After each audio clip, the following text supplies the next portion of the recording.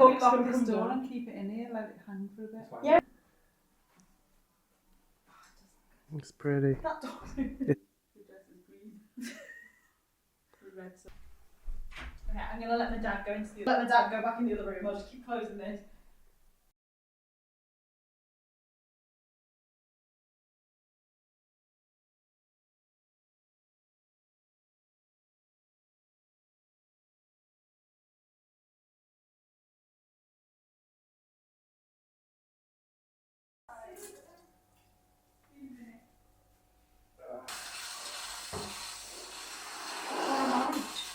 Person. I won't stop at this. Oh, picnics on. See what's on got you? No. Oh god.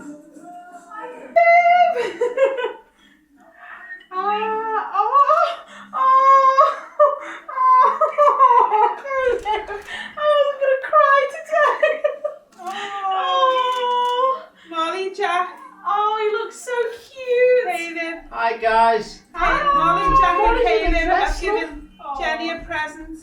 Oh my god! Yeah. This is the present of them. This is from them. Oh, so it now. Oh. Oh no. Can't see. I've got a contact. You're in it, Tom. Now I've just got a funny shot of Jenny looking up.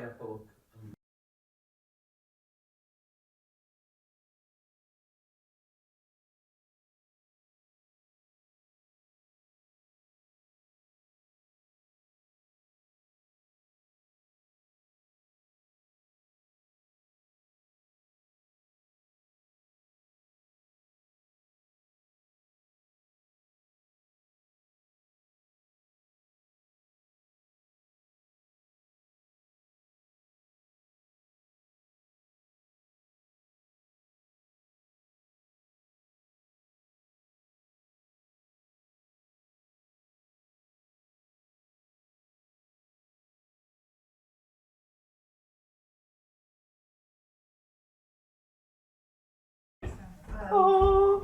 Yeah, go on. I'll put it on this mate, don't worry. Oh yeah. Does it smell slimmer? Yeah, go on. What are you looking for? Nice. Dad, Peter ripped his. Oh no, don't. I won't. Huh? Oh. Nice. Yeah.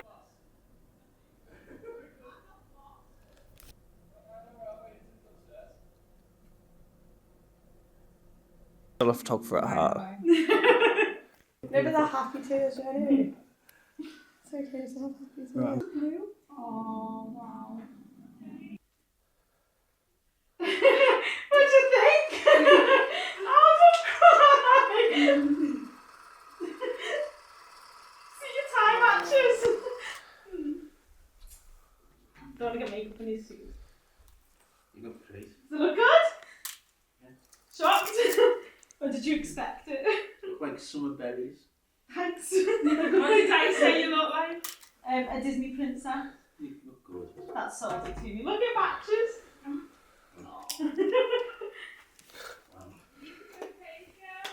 Oh yeah. You look great. Yeah. We could have all three on top. Oh, perfect. And it matches your shoes. I've never seen another one like this. And I was thinking, oh God, she's coming as a Teletubby or fabulous. It's fab, isn't it? It is. It is. It's very you. Honestly.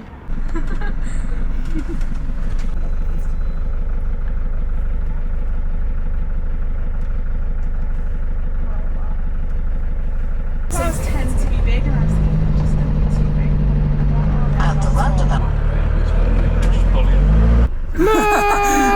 Don't let people know when you're filming, mate. Yeah, mine. This is my first one. Yeah,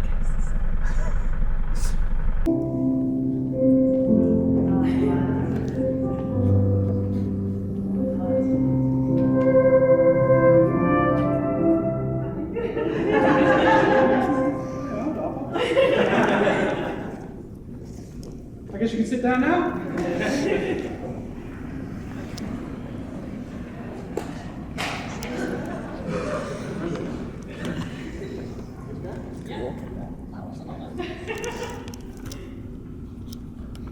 what is love?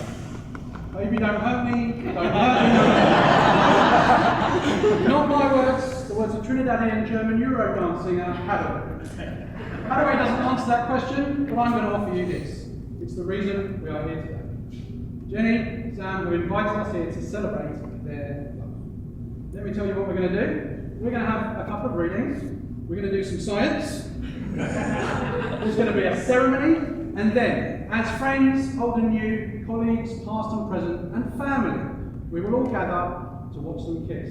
It's not creepy, it's traditional. To get things started, I'm going to ask Jordine to give us our first reading. Give her a round of applause.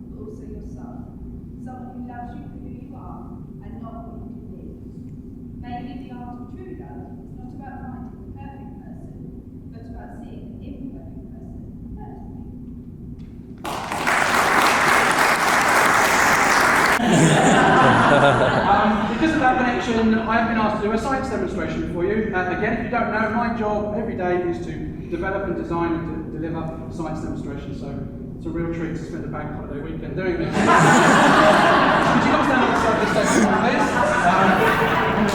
Gloves on. This is simple. They're only going to do first. There you go. It's really going to set the outfit off. Nose on.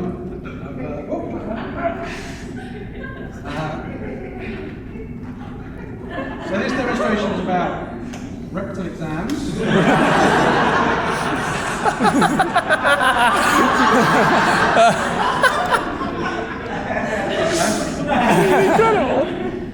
I'm going to ask you to pop some goggles on.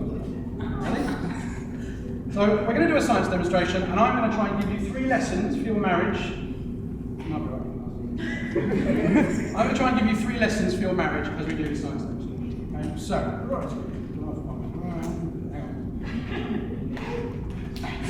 right. So we have a solution in here, but we need this to be really, really super clean. So Sam, very carefully, I'm going to ask you to take this dropper, just put a couple of drops in there. So take that out. A couple of drops in there. We want to make that really clean. There's ammonia going in there. Oh, hang on, you've made a real mess of that. Lesson number 1, Jennie. Sometimes you're going to have to clean up Sam's mess. So if you could please put a couple of drops in that in there and see if we can actually get it.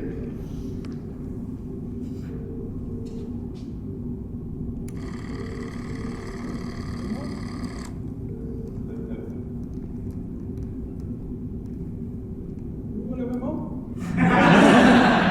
It's going to take a lot to clean up his mess. There we go, there we go. Tiny couple of them. There we go. Right. So, as you were able to clean that up, you've earned some trust. You get to put the first chemical in. Could you please very carefully pour that in there for us, please? Lesson number 2, Sam. Sometimes you're going to have to clean up Jennie.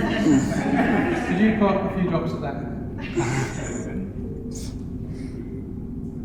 Clean.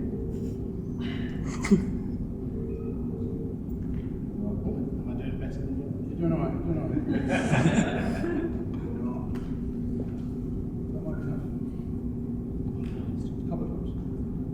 There we go. Okay, you've earned a second chance.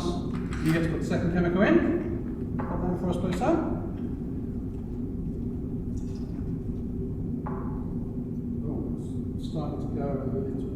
what do you think we should do? More of that? Nice idea, but I have a different idea. I have a different idea. I'm going to pop that on there. Right, what I'd like you both to do, step forward a little bit. I want you to hold that on, lift it up. And then between you, you're going to swirl this around. You've got to get the whole of this wet. So really keep shaking it around. You're going to be gentle about this.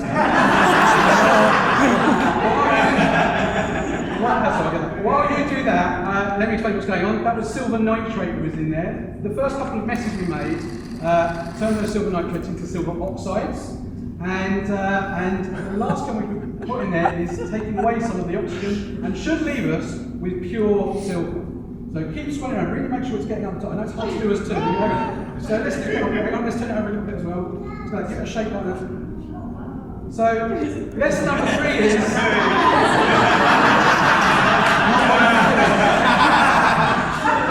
lesson number 3 is not all the messes need to be cleared up. Some of them will lead to adventure and excitement and maybe even something beautiful. We'll get that nicely mirrored up for you. You can keep that as something for you to reflect on.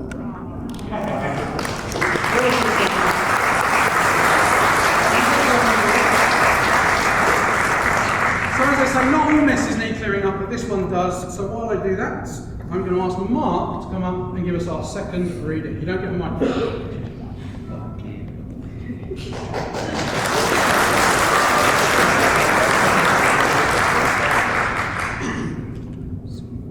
We are gathered here today in this joyous occasion to celebrate the special love that Jennie and Sam share.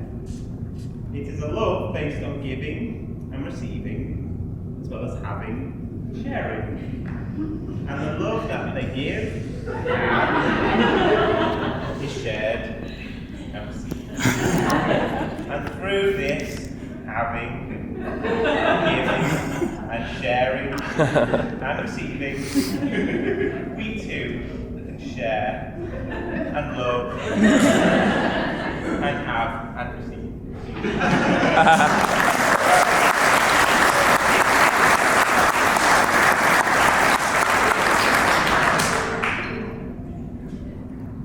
Okay. Pick up all the stuff you threw on the floor. So now we're going to have our ceremony. I'm going to ask you two to come a little bit closer together and put your right hands out, palm up. Okay.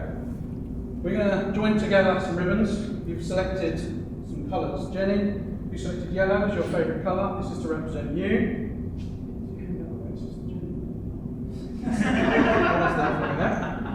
You said yellow is your favourite colour. It's a beautiful bright colour for such a beautiful day. Sam, you put your hand up. You selected white because you're colourblind and you don't know what colours are. But also because it's the colour of your favourite football team. And white is traditionally used at weddings to represent purity and innocence. Should be cream, shouldn't it? As is evident by all the people that are here, though, we're not just joining you two together, we're joining all of these people together with their connection through you. So, to represent your family, Jennie, you've chosen red, the colour of your family's favourite football team, Liverpool. The team so good they named the city after them. Sam, to represent your family, you chose green, your father's favourite colour.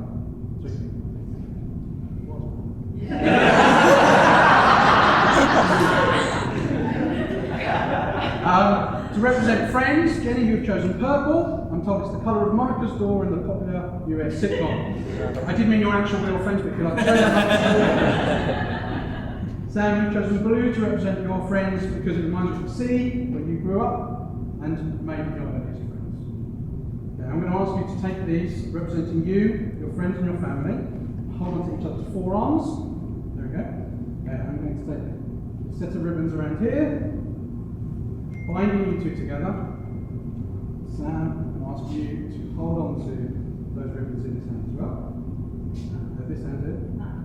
This hand? This hand. Yeah, hang on. You were under your thumb. Like, in between you and your arm. There you go. There you go. Like, put that hand down my side. I'm going to take Sam's set of ribbons. I'm going to loop them around here. Here. Hold on to those, Jim. Just put it under your fingers there. Right. Put your thumb underneath to get a good hold. Right. I'm going to ask you a couple of very simple questions. You can say yes, you can say where, you can nod, that's okay. Jenny, are you happy for your friends and family to become Sam's friends and family? Yes. Are you happy to become his wife? Yes. Sam, are you happy for your friends and family to become Jenny's friends and family? Are you happy to be her husband? Yes. In that case, on my command, I will ask you to hold onto your ribbons tight and pull them tight, slipping your hands in between the ribbons. Just that one hand, this hand. Don't put Jenny's forearm. Just do it. And you're going to pull those ribbons down. Yeah, on my hand. You both happy? Okay. Sam, Jenny, assemble. You have now, literally and figuratively, tied the knots. Using the trust and the equipment.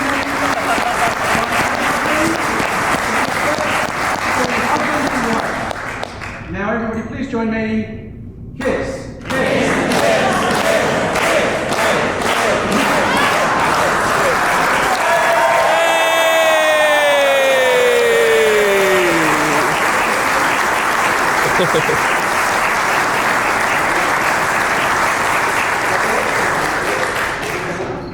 And I'm going to hand up to David. Ease of use, I'm right at the back. So everyone, please, can you get downstairs? There's a massive anchor out front, which we're all going to have our photo with. That's the main, the feel of the photo, is going to be the anchor. We're going to head down there. So if you'd like to, I guess, stand up now and start heading downstairs. And then out the front. David! Jenny's going to walk to music first. We're going to walk to music. When you hear the song, it's Sam who's walking to the music. Ignore me. That's where we go in a minute, but first we have to play music so we walk in and you all look and go, oh, that's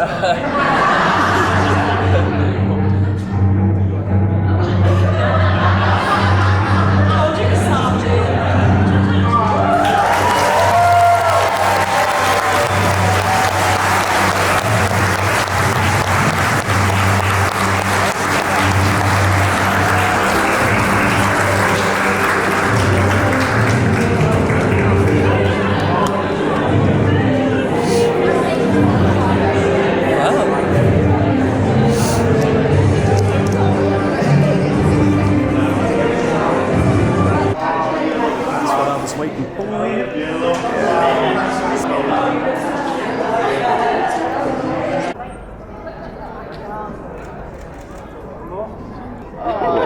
What did you do with it?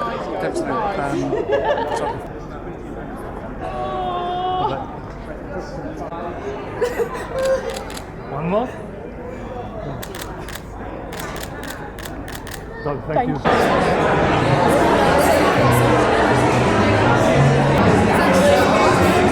Yeah, sure.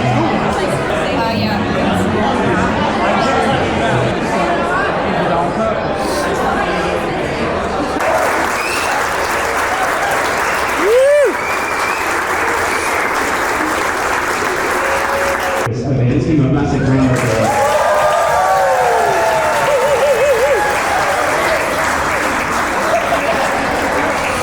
Just project. You just can't get the staff, man. Welcome everybody. We've got Irene, Sam's mum, Jan, Jenny's mum, and me, Chris, Jenny's dad, to our son and daughter's wedding. But before we start, I would like to make a toast to somebody who sadly has passed away a few years ago. Sam's dad, Rick, passed away and he's not here today. And I know how that feels, because when I married Jan, I'd met a beautiful girl and my dad wasn't there. So the first toast of today is only fitting that we raise our glasses to Rick. May God bless him.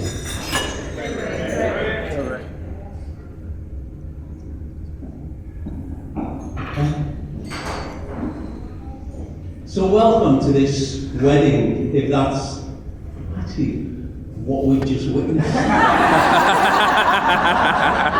As brilliant as Dan was, as good as any priest or vicar or rabbi that I've ever seen. We're not sure it's legal. So, it was 46 hours, but this afternoon's gone on so long. In about 40 hours' time, we're going to get together again, and we're going to get them hitched. I know what an effort it is taking for all of you to be here today. I know what an effort it's taking for me to be here today.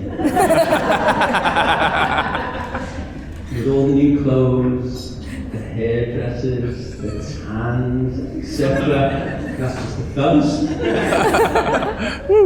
The girls have been getting ready since last year. Our house has become an Amazon hub in the last few months. So thank you. Some of you have travelled a very far way to be here today. But nobody comes close to Dwayne.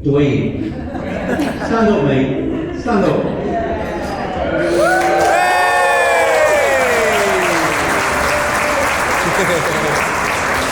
On Tuesday or Wednesday of this week, this guy was in Wellington, New Zealand. And he's managed to make, and I have to say, Sam is over the moon that you've made it. So thank you.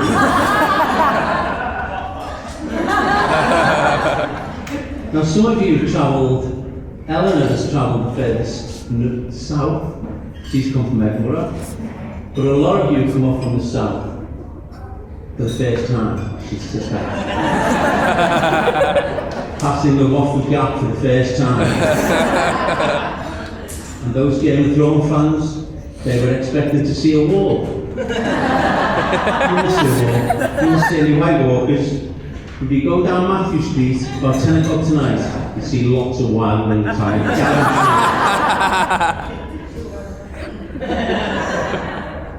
Now my job today is to introduce and talk about Jennie. And then welcome Sam into the family. It's easy for me to talk about Jennie, she's my baby. I always knew that Jennie would have an alternative wedding to everyone else. The fact that we're here today and we're going to the church 2 days later is typical Jennie. But I would like to talk about the cake. When she first told me that Dad, the cake's going to be green, I don't know why I wasn't shocked. Now the cake is beautiful. If you see it outside, Brentley has made an absolutely beautiful cake. I'm sure it tastes delicious.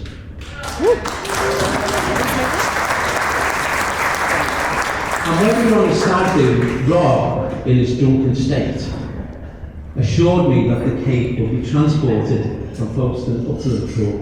He was going to put the kids in the boot, he was going to put the cake on his knee, and he was going to travel up the M6 at 20 miles an hour. And he's got it here. So well done, guys. If I went to anyone else's wedding with Jan and we saw a green cake, I would say, bloody hell, Jan, the cake's green. But because it's Jennie, no wigs. I've been dreading Jennie's dress for a year. Because Jennie's grandmother, she sadly passed away this time last year, and when we were in the hospital, she said, Chris, you've never seen a dress like this. You will be shocked. And I was thinking, oh my God, it's Vicar of Dibley all over again. She's going to turn up as well. But I think she took my breath away. She looks beautiful, doesn't she?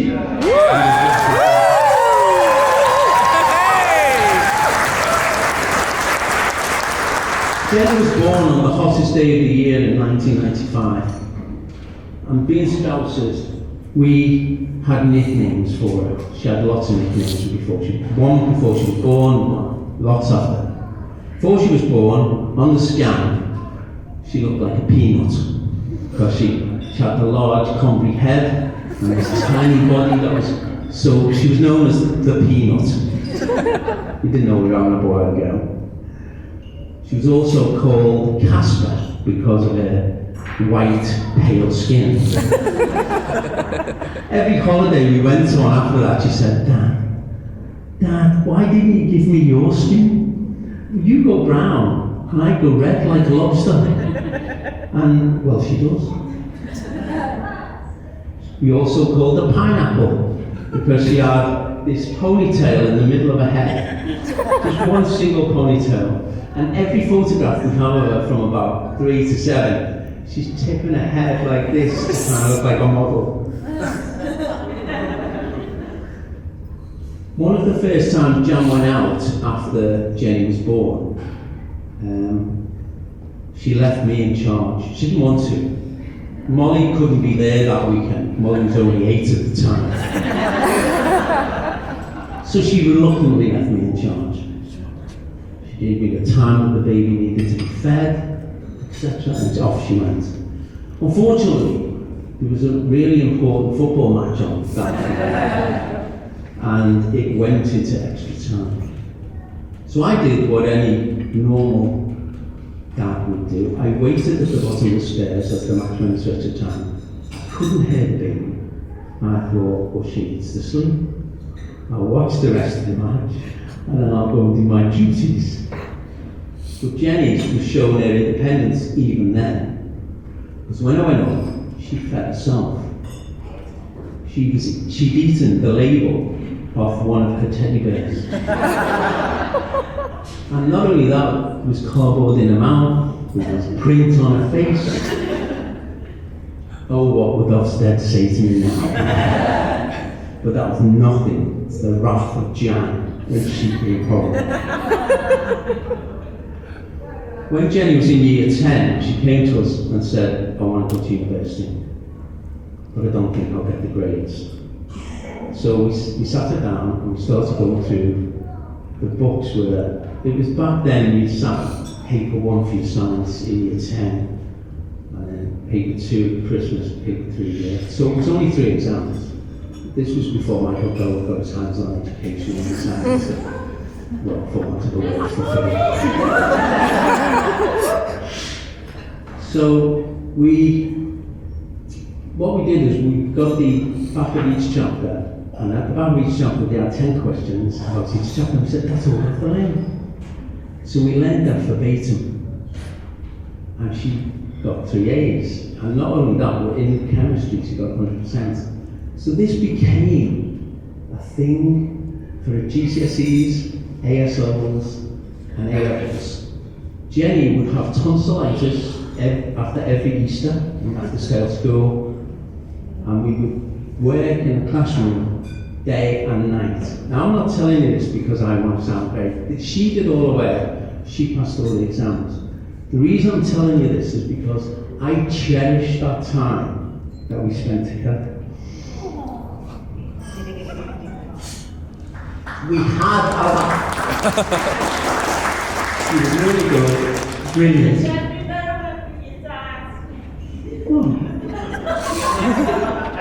I'm getting help from my sister. What? I did cherish every moment.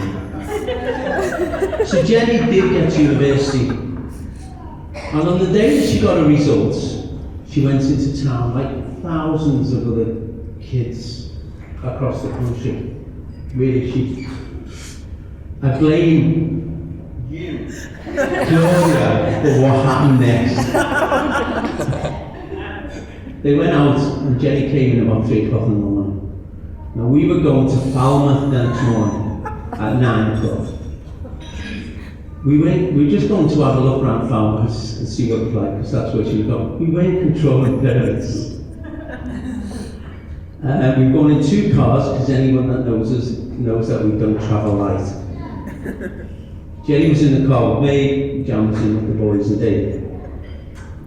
Jenny comes downstairs at 5 to 9, gets in my car, puts the seat down, goes to sleep. And we head off south. We get as far down as just before Bristol on the M5. And Jenny sits up and goes, Dad, I'm going to be sick. So I start manoeuvring the car over to the hard shoulder. But before I get there, she puts the window down, and she I know you've eaten, she vomits out the window. Now, for a split second, I think, it's great. You know, she's done the right thing. But then the windscreen fills with this yellow fluid. And I put my windscreen wipers on, and I can hear the windscreen wipers working, but nothing's happening. And then it dawns on me, as a big chunk falls off my head, down my face, that the sin that's coming back into the car and landed on me and filled the inside of the windscreen. Blind panic set in. I put my head out the window and manoeuvres over to the hard shoulder, scattering cars as they go past me, bits of carrots, etc.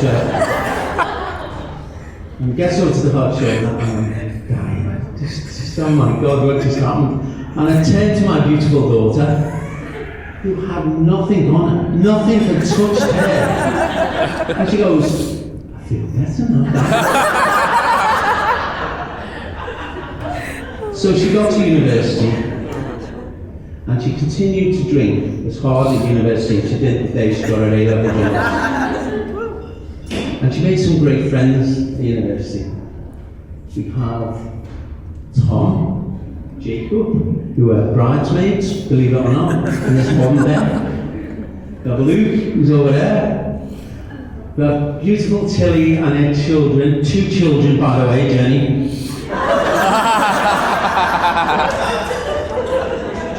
We have Lois and Meg, and we have Joe. Now Joe and Tilly and Jennie lived in the dampest house in Great Britain. It was owned by a man called Apple. Pear. Oh yeah. You could grow mushrooms in every room.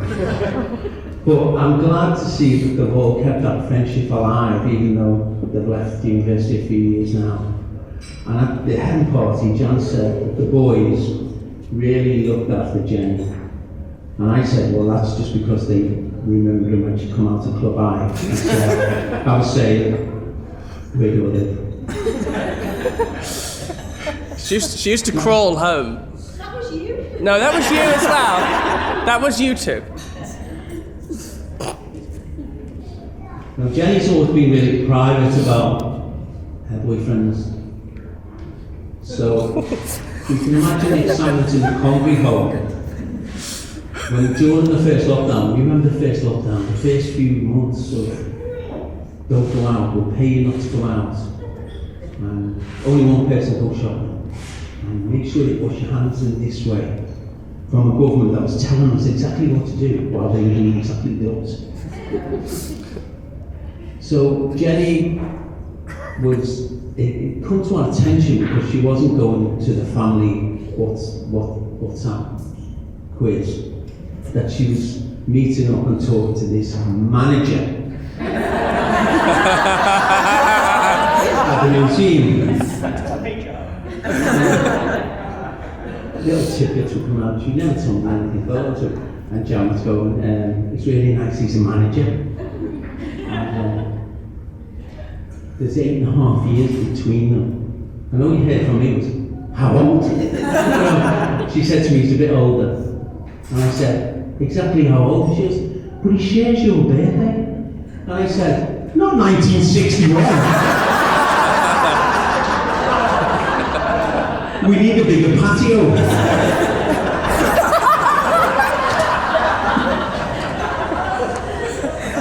So this continued. And then Jennie was our designated shopper. She would go to Tesco once a week. 2 trolleys, one with the food, and the other trolley with the alcohol and the ice cream. The second trolley got us through the madness of the first lockdown. And we were all working in the front of the house. And this guy appeared at the gate. Now this would be nothing before COVID. It's just a guy with a party. But he starts walking towards the gate and I'm going to Mark. He's coming in. He looks like he's coming in. Get the hose pipe. This guy appeared and he was in full hazmat. He had a visor that went down to his chest, a face mask, gloves, and he was carrying this parcel stretched out like this. It was in a paper bag, brown paper bag, like something of bomb disposal.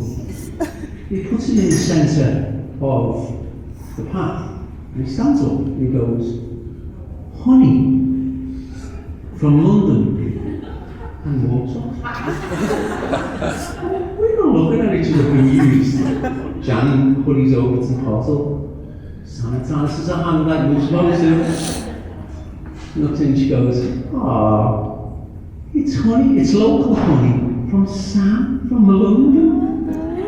Because, see, Jennie had been suffering really badly from hay fever, and everyone knows the best remedy for hay fever was local honey. So Jan was all cute about this boy had sent Jennie some honey, but me and the boys just fell about laughing. Because we knew that we could mortify Jennie. Not only was she in the present, but with red card. So we put it by the door, and we waited for her to come home with the shopman. And as she stepped out, we sang this song. Oh yeah. We gotta join in, Tom. Oh, honey, honey, you are my candy girl, and you know I'm watching you.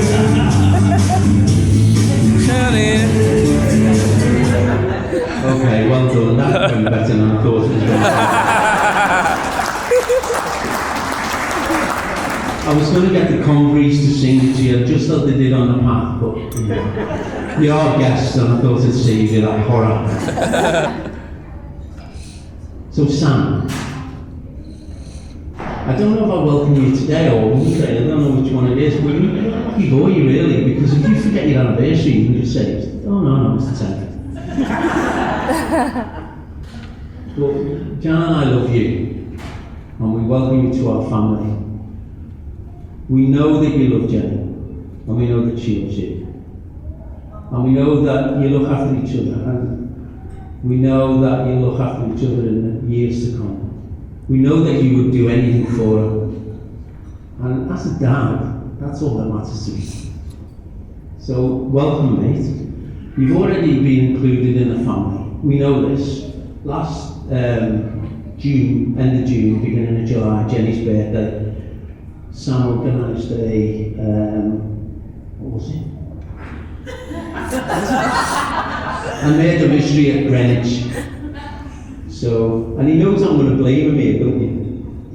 So, I'm not going to blame him. So, we finished second. And as good champion said, second is nowhere. But I've always blamed Sam because we got to the end, we got to the second to last station. We told him who the murder was. He said, "Let's check the last one." We did, and we lost by 30 seconds. However, it wasn't his fault. It was my fault. Because when we started off in Greenwich, it was a really hot day. And there was a sangria store as we passed. And I said, "It would be really nice if we all had a sangria." Unfortunately, the guy behind the store took an age. It took an age to make each one. Really, it was my fault. But I know I tell you that you did it, but it was me. Then in October, we went to Guardians of the Galaxy Interactive at Wembley. And we all dressed as savages, whatever. We'd only been there about 5 minutes, and Mark got us arrested. Now this was part of the thing. This wasn't a proper arrest. It wasn't a South Yorkshire policeman hearing the Scouse accent and changing his statement. It wasn't that. It was a prop, which is part of it. So we went to jail. And you had to do all these things in the jail to get out. And unfortunately for me and Sam, being big lads, this drain pipe opened, and that was your way to get onto the floor. 30 feet along this drain pipe. Called them off a lot of expletives when we went. But you join in, you always do. And then in January we went to Peter Jordan. It is over there, give us a wave. And Samantha, give us a wave. Peter was 70, Samantha was 30, so we went to their 100th birthday party. And it was fancy dress, so we went to the Scooby Gang. Of course we did. And Sam dressed as Fred. The point I'm trying to make is he joins in, and Sam, this is only the beginning, mate. This is.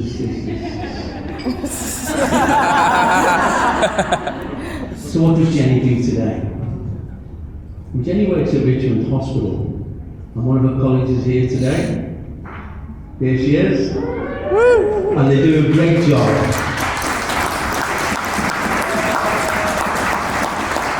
They look after children with all illnesses, but obviously the stories are the ones that are really bad. Part of Jennie's remit is that she has to dress up, and she loves dressing up. I think she gets that from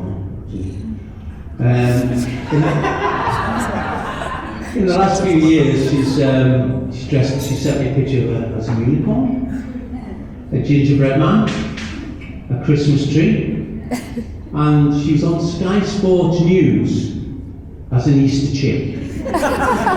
One of her colleagues was dressed as the Easter bunny, and she was dressed as the Easter chick. And the commentator said, that was the Easter bunny and some funny looking chick.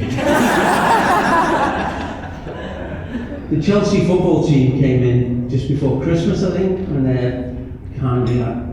they weren't looking for a new manager. So they kindly had presents for the kids, and Jennie showed them around, and at the end of it, the photo shoot, the lady handed Jennie a Chelsea scarf. I didn't hold it. And she wouldn't wear it. And she said, my dad would kill me. So that's my girl. That's my girl. So where have we gone? We've gone from the baby who ate the label to the teenager who wants to go to university and just needed a little shove to get there. The girl that got to university vomited on her dad as she went, but made great friends. To finding her Prince Charming in a museum and being seduced by honey. To the healthcare place specialist that she is today. To here, to the beautiful bride. In all of those stories, on that journey, to me, she's just been my Jen.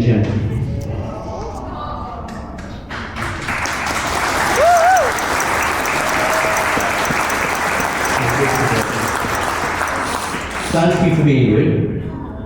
I will love you till the day I die, and beyond if we've chosen the right God.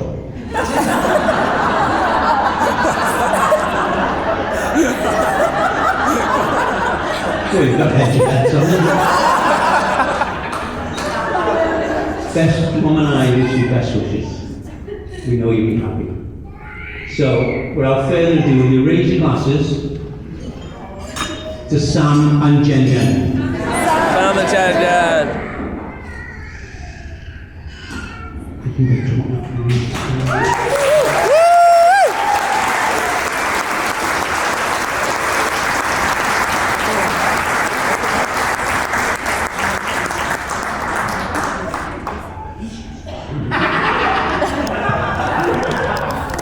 We've all learned something about Jennie.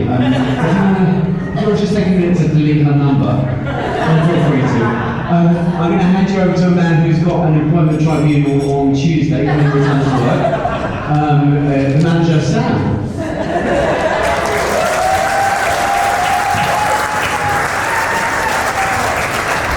Okay, mine's going to be a little less freewheeling. Mine's read from the page, so forgive me for not looking at you. I do want to start by saying thanks on behalf of me and my wife.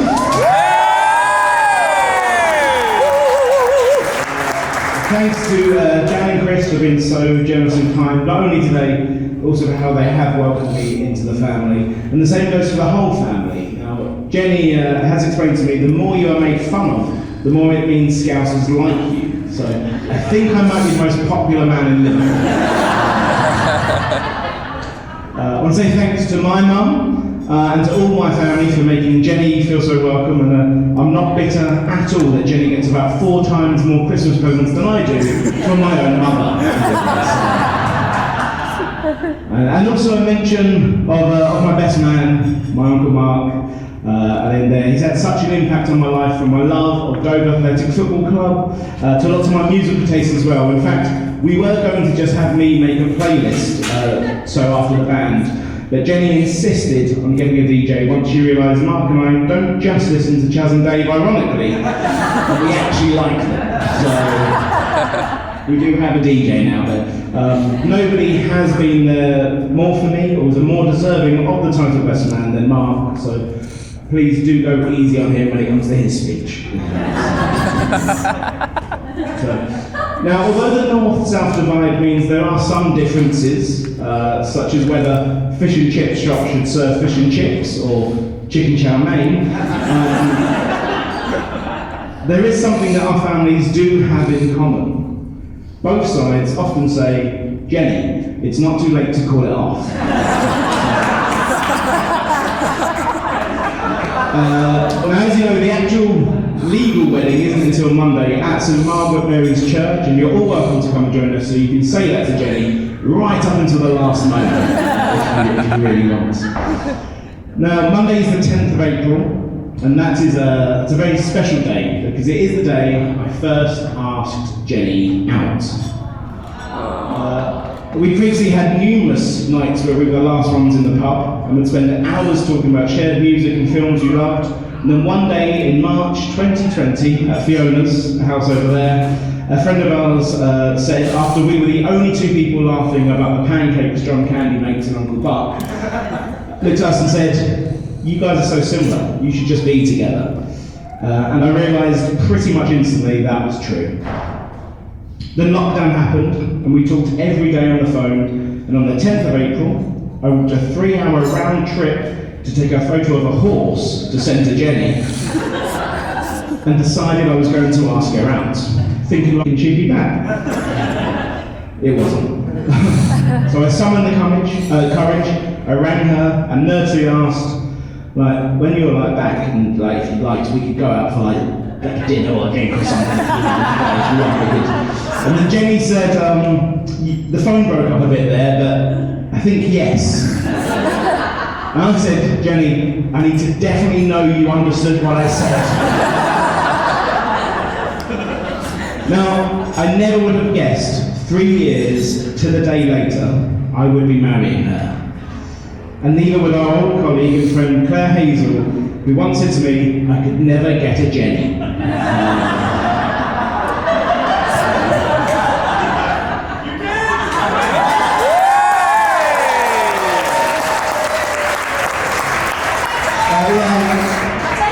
Claire, I'll take that fire off you Monday. Now, I'd also like to take a moment to mention the people that couldn't be here today. My dad would have loved Jennie, and he would have been so happy to see my mum and his kids all dressed up nice, and his grandchildren doing great jobs as bridesmaid, usher, and flower boy. Grandparents and other relatives on both sides are really dearly missed today. But one of the things Jennie and I have in common is we both have nans called Jean, who were incredibly important in our lives. Now, I know lots of my family were looking forward to meeting Jennie's nan. Jean was especially welcoming to me, was so excited about the engagement that although we'd sworn her to secrecy before we got the chance to tell Jennie's dad and my entire family, by the time we'd driven 5 minutes to tell Chris, Jennie had texts congratulating us from 3 different people. But as well as our nans sharing names, they also share a love of bingo. So we thought we would honour their memory with a game of bingo. So eyes down for a full house. We're planning for a full house. There is a prize. The ushers should have some envelopes to give to the tables. Go, go, go. And yeah, we're going to play a game of bingo. There is a prize if Kate has remembered to get the prize. Kate's got the prize. Thank you, Kate. Full house only, guys. There we go. There we go. When you're ready.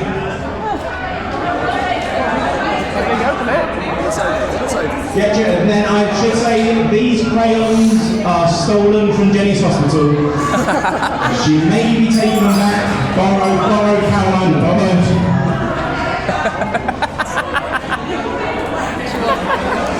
Yeah. Okay, the ushers have done their jobs.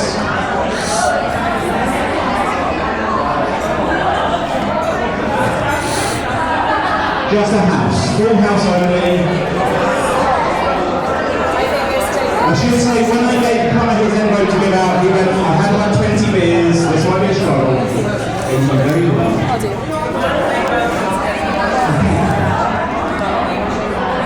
Here we go, eyes down, calling numbers. Your first number is, unlucky for some, 13. 7 and 8. B0. 7 and 8, 78. Maybe it was 13. You got it. 13, 78. Next number, 8 and 3, 83. 5 and 4, 54. All the fours, 44. Droopy draws. Key of the door, 21. This is 21. He's got a hell of a good bingo accent. 4 and 6, 46. Buckle my shoe, it's 32. Dirty Gertie, number 30. 38. 5 and 6, 56. Playing for house. On its own, lucky 7, number 7. On its own, doctor's orders, number 9. Was that her bingo? No. Kelly's Eye, number 1. Number 1. 5 and 3, 53. 4 and 2, it's a house, 42. 2 little ducks. Thank you, Crackers, 22. 73. 73. 2 fat ladies, 88. Wobble, wobble. 20, 20.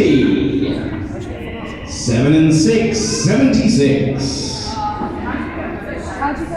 8 and 0. 80. 8 0. 8, what? There's an 8 and then there's an 0. 80. 3 and 1, 31. 8 and 7, 87.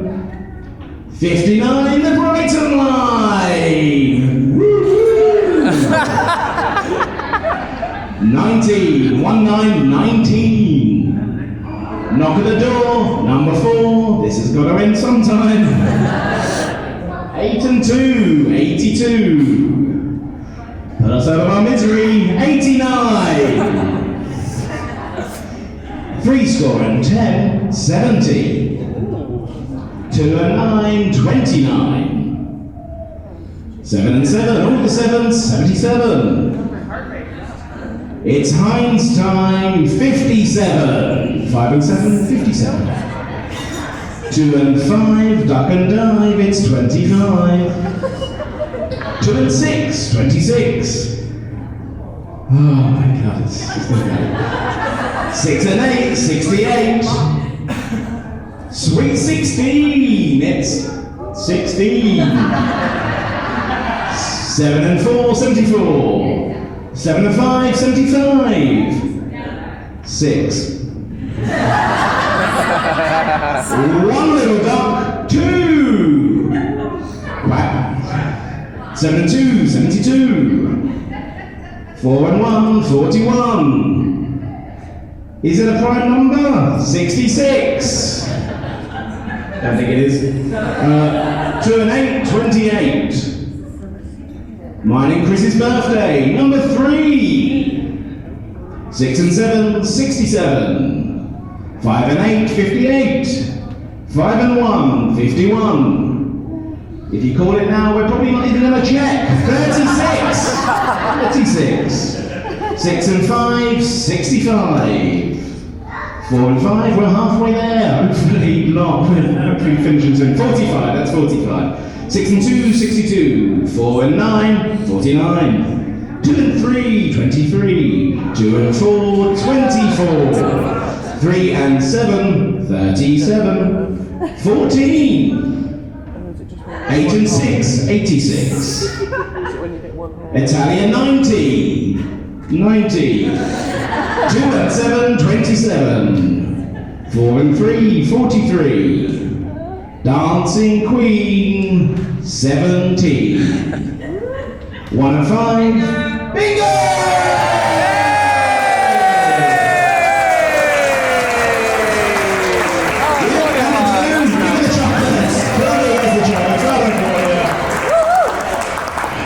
Thank you for putting us out of our misery there. Thank you. What I've learned is not everyone loves bingo as much as our men's did.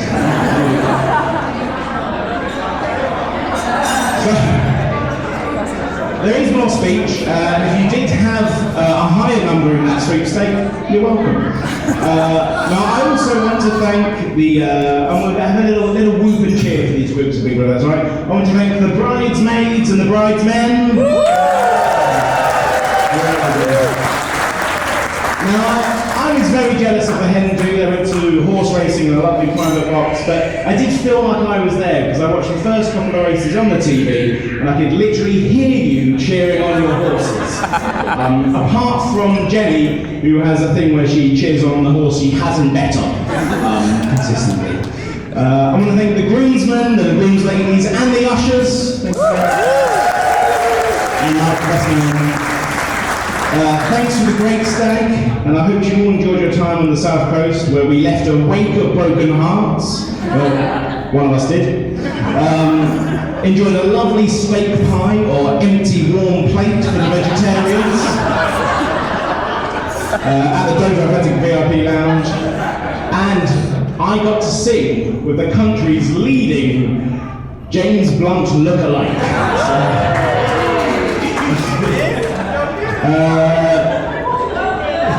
Please also thank our adorable flower boy who didn't quite make it to being a flower boy, Albert and Oscar, who stepped in. Thank you very much.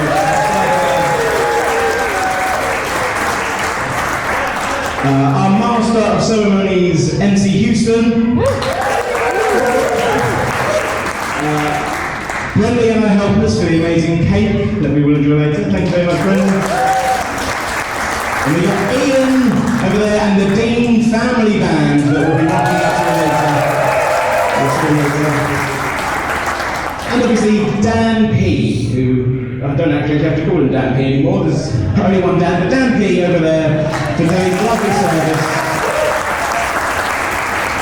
Lovely words. Also the table plan frame, he made that. All the little stands on your table, he made them. Basically, thank you for saying yes to everything we asked you to do. Really appreciate it. Thank you, guys. And I also want to thank you all for being here today. As Michael Caine so beautifully sings in Muppets Christmas Carol, if you want to know the measure of a man, you simply count his friends. And now we feel incredibly lucky to spend this day with so many of you. Everyone in this room is here because you have had a positive impact on our lives. But as great as you all make me feel, when I am with Jennie, I'm so happy in the moment and excited for the future. So to quote one of our favourite songs, I'll never know the reason why you love me as you do, but that's the wonder of you. So, ladies and gentlemen, please raise your glasses for the wonder that is Jennie Combry Furness. And welcome back, MC Houston. I'm really glad when we did that bingo. It was a second there where I thought we'd all be staying for the Monday service. Anyway, I'm going to take this. But has anyone got £2 on the sweepstake? Yeah, okay. Well, with a 4-minute, 33-second speech, is going to be the best man. 4 minutes 33. Who's going to be the best man in Marco video. Let's give him a round of applause.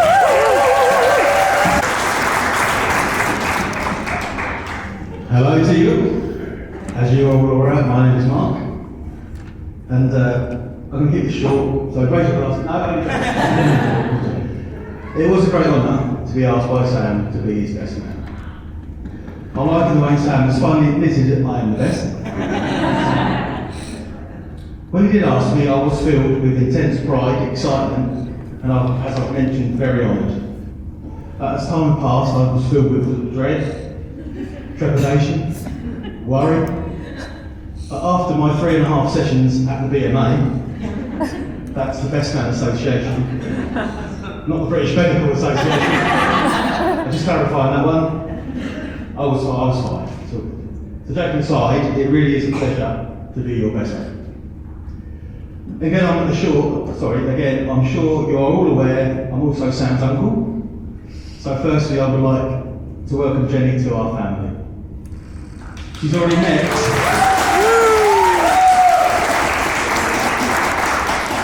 We do have a rather large family. She has met pretty much all of them, and she still turned up to marry Sam. So thanks, that's good. So well done. I think I should give Jennie a few tips of maybe what to expect when living in matrimony with Sam. If you leave him alone for more than a couple of days, be sure to leave endless supply of pot noodles, Uncle Ben's rice, various chocolate biscuits. On your return, he will see you sitting in the same position where you left him, in his pants, playing Xbox. Surrounded by empty pot noodle pots, with spoons in each pot, and something that looks very green in the bottom, some sort of experiment going on. Maybe that was his first calling for his job in the Science Museum. I'm obviously talking from experience, as Sam quite often stayed in my flat in his younger days as I was working away. I would return 4 or 5 days later to that exact scenario. Also, Jennie, if he ever goes missing, okay, from your flat, firstly, be sure to check the flat next door. Because when Sam was about 3 years old, he had us all in a panic when he disappeared from the flat. For a good few hours, only to be found asleep, fast asleep next door in his friend's bunk bed. So the planning was, it's all good. We called off the police, the Highland Hound rescue team, the 100-strong army of volunteers, and the RNLI. So Jennie, just check next door that he'll be asleep.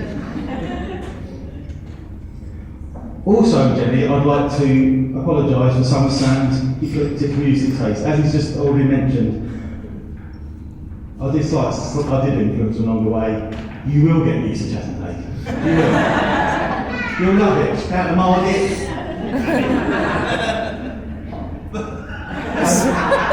And obviously, singing along to Dennis Waterman. Because he will make it go so good for you.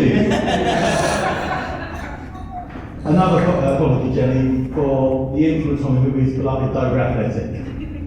And making you already endure lots of matches already. I apologise for that.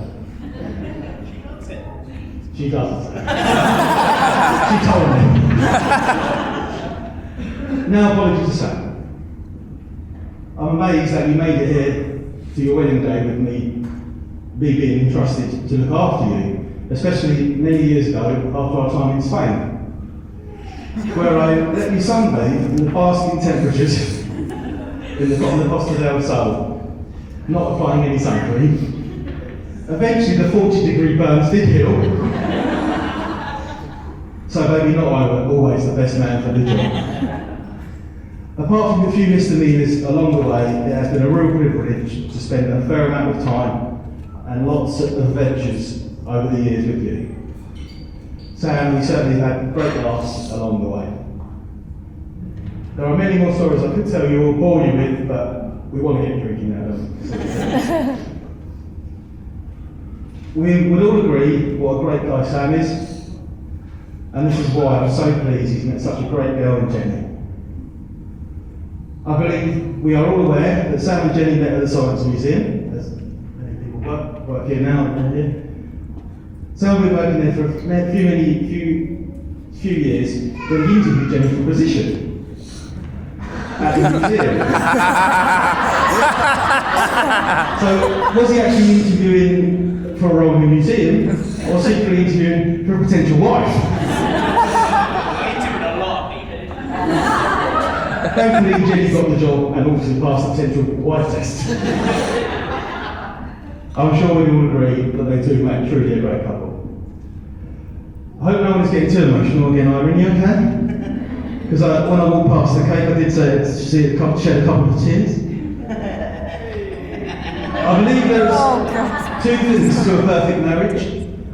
Firstly, having a great sense of humour, which you both have, and Jennie, selective hearing. No, that's for you. Again, I'm sure we'd all like to thank everyone for coming.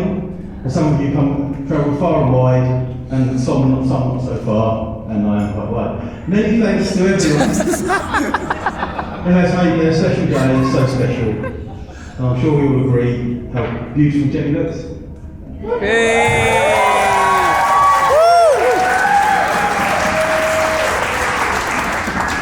Bridesmaids, where are they? There's one in there.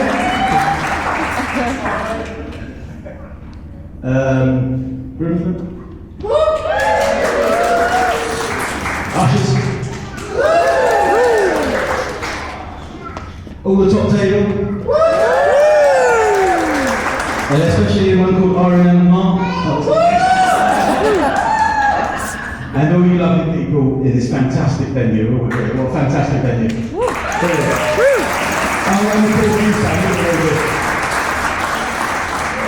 So join me again in raising our glasses in a toast to a perfect couple for a long life together, filled with love, laughter and lots of adventures. I give you the bride and groom, Sam and Jennie, legally married with Mrs. Risser-Furnace on Monday.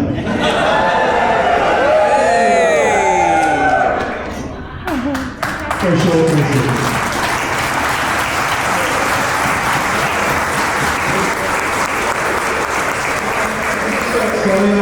Just pointing out on my sister, I didn't have to forget Chris and Dan. I'm so sorry. Chris and Dan. Sorry, Chris and Dan. What sweepstakes played people? What was that? Did we? No. Thank you so much. That's pretty much the end of the show. So thank you for coming. Please head home now.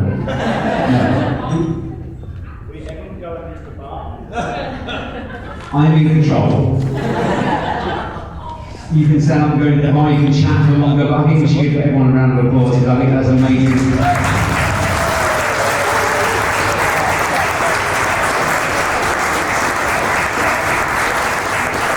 And you see people, if you've got any comments, please do feedback them.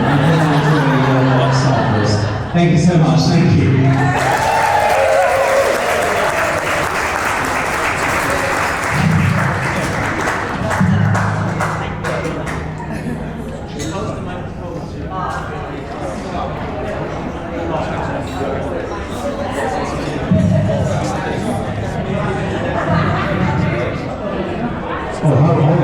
Sweepstakes. You got it. You got it? Yeah. I'm going to try and force the sweepstakes people. You just need the money. There's 3 winners. There's 3 winners. Well, as in there's 2 winners to £10. Oh, the time is here, everyone. The person who got the right for the first speech was, fittingly, Jean.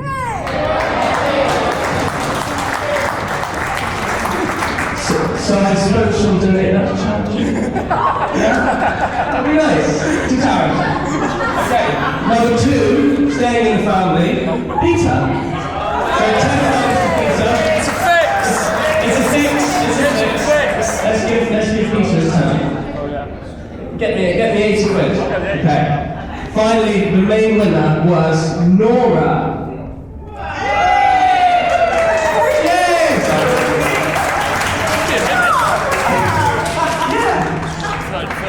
She's about to take that. Let's do like an extra stuff.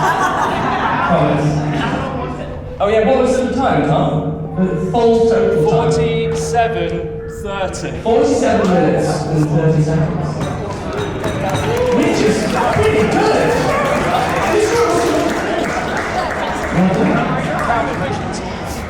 Well, there we go. I'll hand it back to the MC. I said 47 minutes. I think she said 47 minutes. What was mine? The monitor didn't work, did it? I don't know. Monitor didn't work, so I'm not going to pay them now. So it's fine. You can carry on chatting. I'm going to head over to the bar very shortly. The bar is open. So feel free to carry on chatting. I'm going to head over there in just a few minutes. Thank you so much.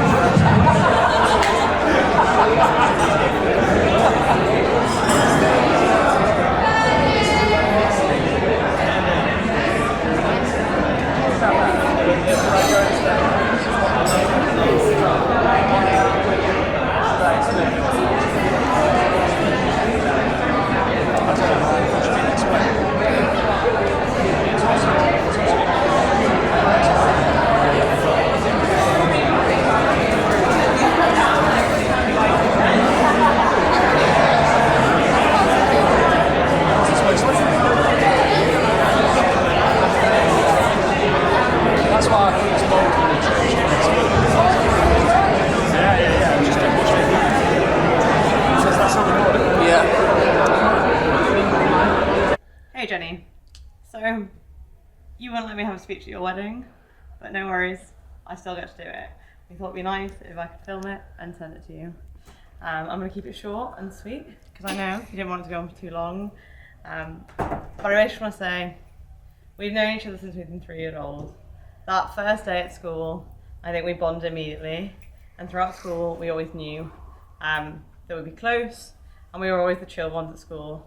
And I feel like we were always on the sideline while everyone else was being dramaful, and we were like, you know, we don't have to get involved and we can just chill on the sidelines. I feel like we've been through so much in school, and then looking after everyone in school, weirdly being those girls that didn't want to drink any alcohol when they were 16 to 18, when everybody else got blindly drunk, and so together we just looked after everyone. And then going the complete opposite way when we went to uni and 18, and just being each other's bad influences. And I've loved being your bad influence ever since then. I just loved that even though we might not have seen each other for weeks, months, every time we got back together, we were still as close as ever.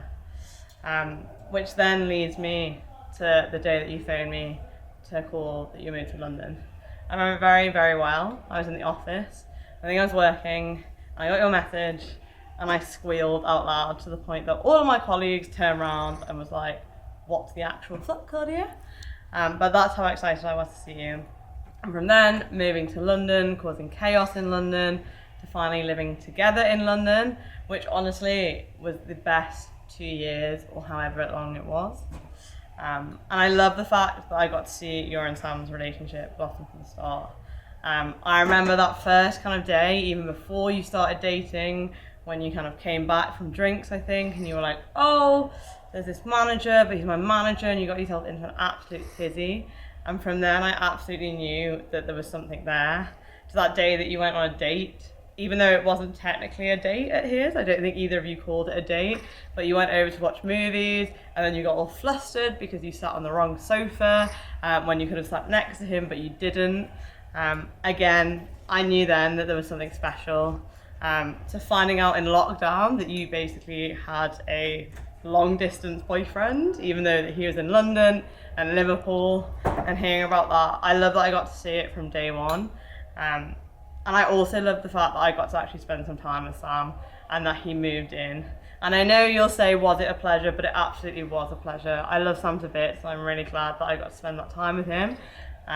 From the first night that I think he tried to keep up with us all at the house, we were playing beer pong barbecue, and he definitely felt it a lot more than the rest of us the next day, when I don't think he surfaced till maybe 2 or 3 p.m. He can't quite hack it like us Scousers can. To those late night chats where we were sitting in the kitchen and you were like, guys, I'm going to bed, whereas me and Sam stayed up talking about DC and Marvel comics.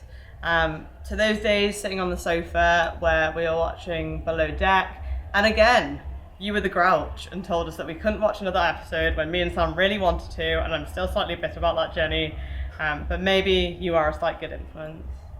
Anyways, before I get carried away, I just want to say, you and Sam can clearly see that you're absolutely great for each other. I'm so happy that you found each other. I love you so much. I love Sam so much. I'm so glad that you've made me part of your day. It's been an absolute honour to be your bridesmaid.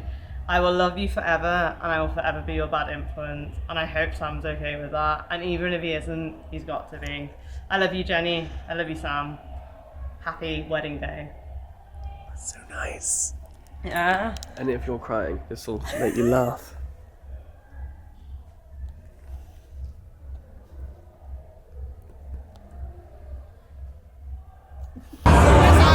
Good evening, ladies and gentlemen. It's incredible. I don't think we'll get it. Everyone's been here. But you've all come from so far, and it really means a lot to us. You all here. So that thank you so much. But we've got 2 big thank yous that we were meant to do for us teachers, and we very much. So I really want to firstly thank my mum and dad because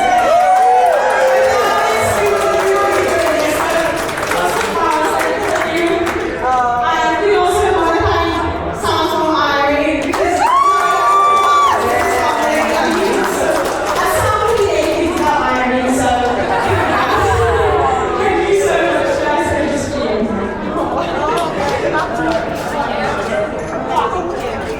And now you're going to cut cake,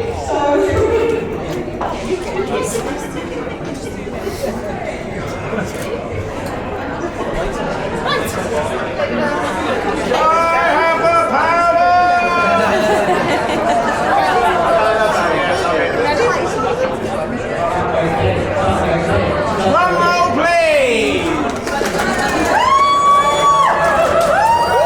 Hey! Can we cut the bottom bit? Yay! It doesn't go right straight up.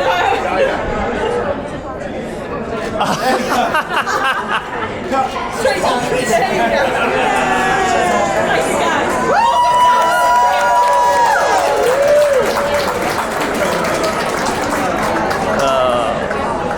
Let's give a massive round of applause for the ladies and gentlemen, go wild, go crazy, make some noise as we welcome on to the dance floor for their first dance as husband